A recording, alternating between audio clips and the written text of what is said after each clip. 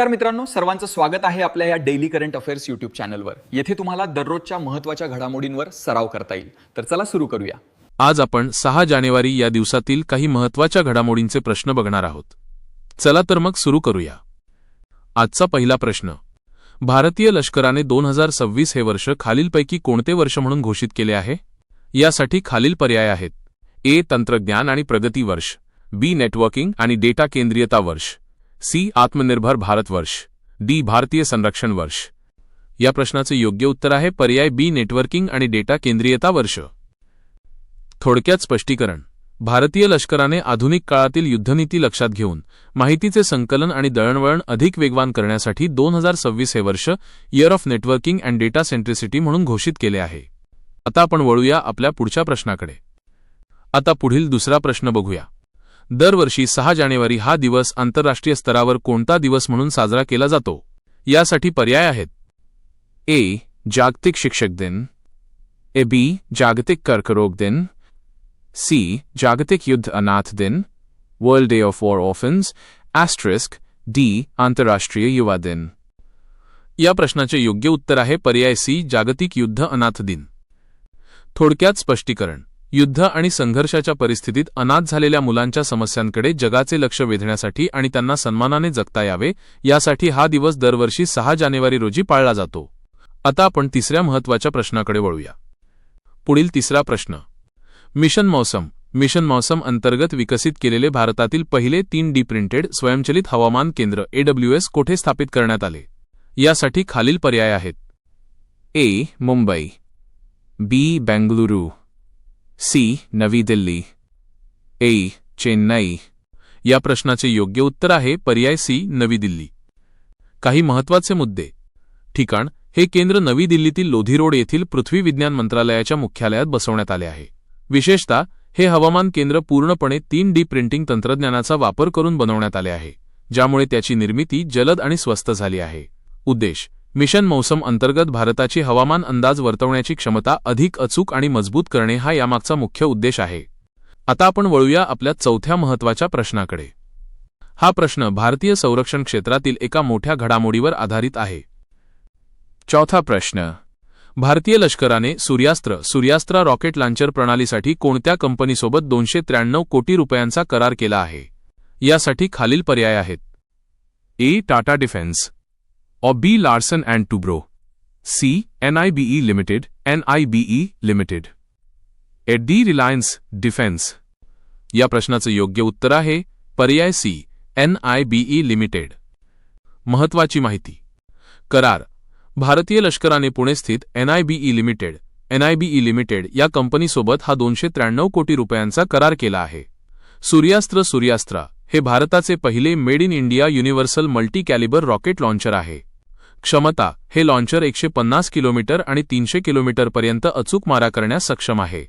विशेष म्हणजे याची अचूकता CEP 5 मीटरपेक्षाही कमी आहे।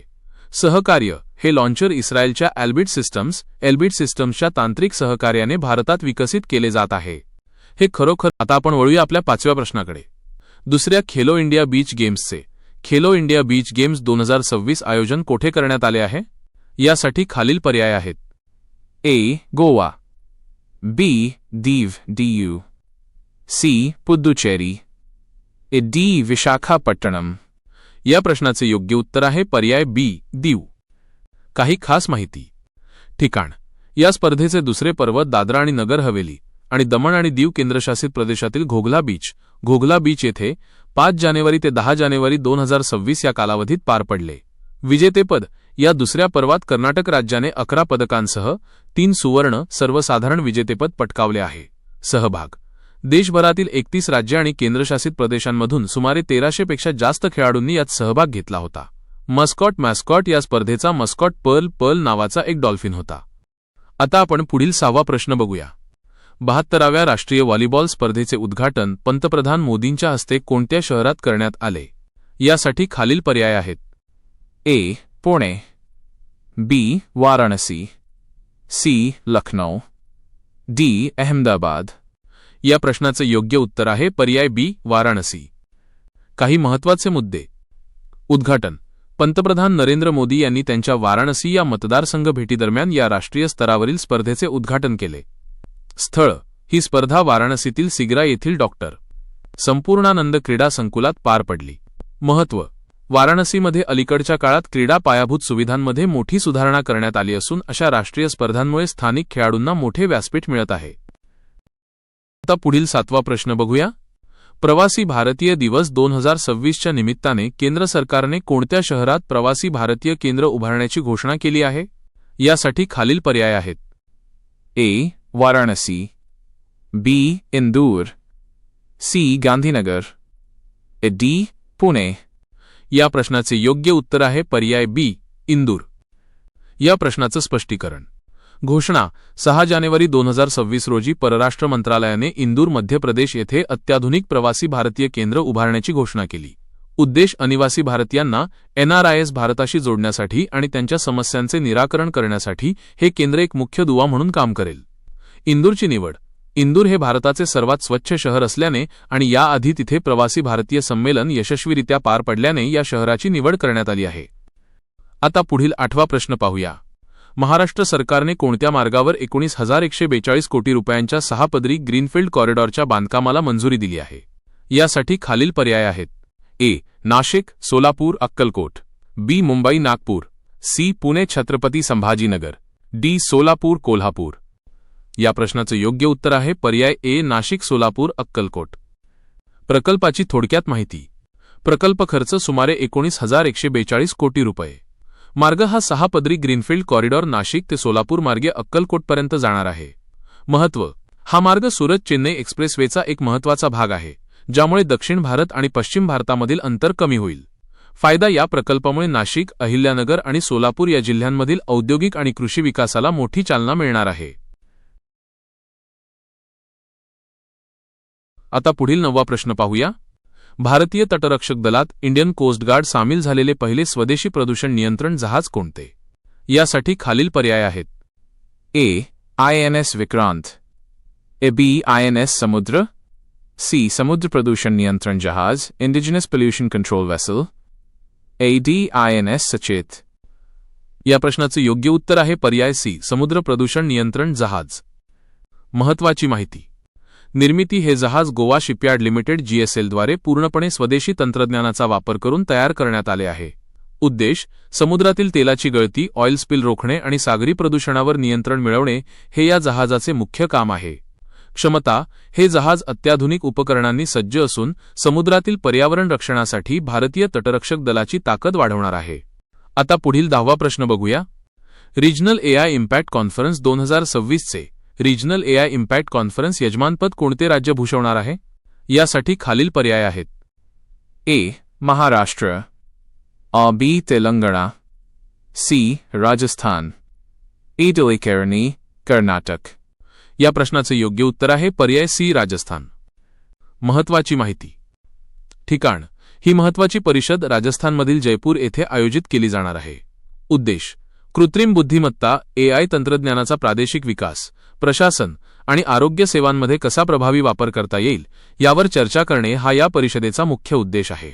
सहभाग: यात तंत्रज्ञान क्षेत्रातील दिग्गज, धोरणकर्ते आणि स्टार्टअप्स मोठ्या संख्येने सहभागी होणार आहेत. आता पुढील 11वा प्रश्न बघूया. कोणत्या राज्यात अतिदुर्मिळ चंदनी बिबट्या सँडलवूड लेपर्ड प्रथमच नोंदवण्यात आला? यासाठी खालील पर्याय आहेत. ए. केरळ, बी. तमिळनाडू, सी. कर्नाटक, डी. ओडिसा. या प्रश्नाचं योग्य उत्तर आहे पर्याय सी. कर्नाटक. याबद्दल अधिक माहिती. ठिकाण: हा दुर्मिळ बिबट्या कर्नाटकातील बांदीपूर व्याघ्र प्रकल्पात बंडीपूर टायगर रिझर्व्ह कॅमेरा ट्रॅपमध्ये दिसून आला आहे. वैशिष्ट्य: या बिबट्याच्या शरीरावरील ठिपके स्पॉट्स हे गडद काळपट नसून चंदनाच्या लाकडासारख्या हलक्या रंगाचे आहेत, म्हणूनच याला चंदनी बिबट्या किंवा गोल्डन लेपर्ड असेही म्हटले जाते. शास्त्रीय कारण: हे जनुकीय बदलामुळे जेनेटिक म्युटेशन घडते, ज्याला स्युडोमेलॅनिझम किंवा एरिथ्रिस्टिक अवस्था म्हणतात. अशा प्रकारची नोंद कर्नाटकात पहिल्यांदाच झाली आहे. आता पुढील 12वा प्रश्न बघूया. भारत आणि पाकिस्तान यांच्यात नुकताच अणुप्रतिष्ठानांच्या यादीची न्यूक्लिअर इन्स्टॉलेशन्स लिस्ट देवाणघेवाण झाली.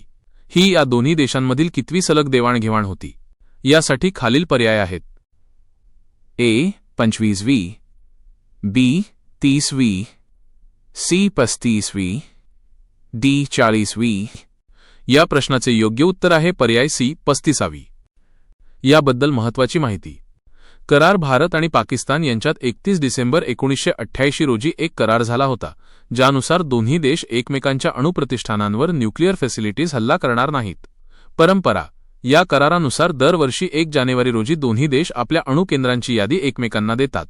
सातत्य. 1 जानेवारी 1992 पासून ही प्रक्रिया सलग सुरू असून 2026 मधील ही 35वी सलग देवाणघेवाण ठरली आहे. महत्त्व. दोन्ही देशांमधील तणावपूर्ण संबंध असूनही राजनैतिक पातळीवर ही पारदर्शक प्रक्रिया न चुकता पाळली जाते. आता पुढील 13वा प्रश्न बघूया. 1 जानेवारी 2026 पासून कोणत्या देशाने भारतीय निर्यातीसाठी सर्व दर ओळींवर टॅरिफ लाईन्स शून्य शुल्क झिरो ड्युटी लागू करण्याची घोषणा केली आहे? यासाठी खालील पर्याय आहेत. A. America, B. Australia, C. Japan, D. Britain. या प्रश्नाचे योग्य उत्तर आहे पर्याय बी. ऑस्ट्रेलिया. याबद्दल महत्त्वाची माहिती. करार भारत आणि ऑस्ट्रेलिया यांच्यातील ECTA economic cooperation and trade agreement या व्यापार करारानुसार ही अंमलबजावणी करण्यात आली आहे. फायदा. 1 जानेवारी 2026 पासून भारताकडून ऑस्ट्रेलियाला निर्यात होणाऱ्या 100% उत्पादनांवर आता कोणतेही आयात शुल्क कस्टम्स ड्युटी लागणार नाही. प्रमुख क्षेत्रे. याचा सर्वाधिक फायदा भारतीय वस्त्रोद्योग, टेक्स्टाईल्स, चामड्याच्या वस्तू, दागिने आणि कृषी उत्पादनांना होणार आहे. यामुळे भारतीय निर्यातदारांना ऑस्ट्रेलियन बाजारपेठेत मोठी संधी उपलब्ध झाली आहे. आता आपण आजचा 14वा आणि अत्यंत महत्त्वाचा प्रश्न पाहूया. शिशु संजीवनी कार्यक्रम कोणाच्या? A. Amit Shah, IDBI bank, B. Nirmala Sitharaman, SBI bank, C. Nitin Gadkari, HDFC bank, E. Narendra Modi, ICICI bank. या प्रश्नाचे योग्य उत्तर आहे पर्याय ए. अमित शहा वाज IDBI बँक. कार्यक्रमाबद्दल महत्त्वाची माहिती. उद्घाटन. केंद्रीय गृह आणि सहकार मंत्री अमित शहा यांनी 6 जानेवारी 2026 रोजी नवी दिल्लीतील नॅशनल CSR कॉन्क्लेव्हमध्ये या कार्यक्रमाचा शुभारंभ केला. सहकार्य हा IDBI बँकेचा एक CSR कॉर्पोरेट सोशल रेस्पॉन्सिबिलिटी उपक्रम आहे, जो NDDB फाउंडेशन फॉर न्यूट्रिशन NFNच्या सहकार्याने राबवला जात आहे. लाभार्थी. या कार्यक्रमांतर्गत महाराष्ट्रातील नागपूर जिल्ह्यातील ग्रामीण भागातील अंगणवाड्यांमधील सुमारे 3000 मुलांना पौष्टिक आहार दिला जाणार आहे. शिशु संजीवनी काय आहे? हे NDDBने विकसित केलेले एक ऊर्जाघन, अर्धघन आणि तयार रेडी टू ईट पौष्टिक पूरक अन्न आहे. याचे उत्पादन महाराष्ट्रातील भंडारा दुग्ध संघाद्वारे केले जाणार आहे. आता आजचा शेवटचा आणि 15वा प्रश्न पाहूया. संयुक्त राष्ट्रांनी UN 2026 हे वर्ष खालीलपैकी कोणते आंतरराष्ट्रीय वर्ष म्हणून घोषित केले आहे? यासाठी खालील पर्याय आहेत. ए. आंतरराष्ट्रीय भरड धान्य वर्ष, बी. आंतरराष्ट्रीय कुरण आणि मेंढपाळ वर्ष, international year of rangelands and pastoralists, C. आंतरराष्ट्रीय जल सहकार्य वर्ष, डी. आंतरराष्ट्रीय वनीकरण वर्ष. या प्रश्नाचे योग्य उत्तर आहे पर्याय बी. आंतरराष्ट्रीय कुरण आणि मेंढपाळ वर्ष. महत्त्वाची माहिती. उद्देश. जगभरातील कुरणांचे रेंजलँड संवर्धन करणे आणि त्यावर अवलंबून असलेल्या मेंढपाळ समुदायांच्या शाश्वत उपजीविकेबद्दल जनजागृती करणे हा यामागचा मुख्य उद्देश आहे. महत्त्व. शाश्वत जमीन व्यवस्थापन आणि हवामान बदलाच्या काळात कुरणांचे महत्त्व अधोरेखित करण्यासाठी संयुक्त राष्ट्रांच्या महासभेने हा निर्णय घेतला आहे. इतर वर्षे 2024 हे आंतरराष्ट्रीय उंटवंश वर्ष कॅमलिड्स म्हणून साजरे केले गेले होते, तर 2023 हे आंतरराष्ट्रीय भरड धान्य वर्ष मिलेट्स होते. तर मित्रांनो, हे होते आजचे महत्त्वाचे 15 चालू घडामोडींचे प्रश्न. तुम्हाला हा व्हिडिओ कसा वाटला हे कमेंटमध्ये नक्की सांगा. जर तुम्हाला ही माहिती उपयुक्त वाटली असेल तर व्हिडिओला लाईक करा आणि तुमच्या स्पर्धा परीक्षेची तयारी करणाऱ्या मित्रांसोबत शेअर करा. अशाच रोजच्या चालू घडामोडींच्या अपडेट्ससाठी आपल्या डेली करंट अफेअर्स चॅनलला सबस्क्राईब करायला विसरू नका आणि बेल आयकॉनवर क्लिक करा. उद्या पुन्हा भेटूया नवीन प्रश्नांसह. तोपर्यंत अभ्यास करत रहा. धन्यवाद.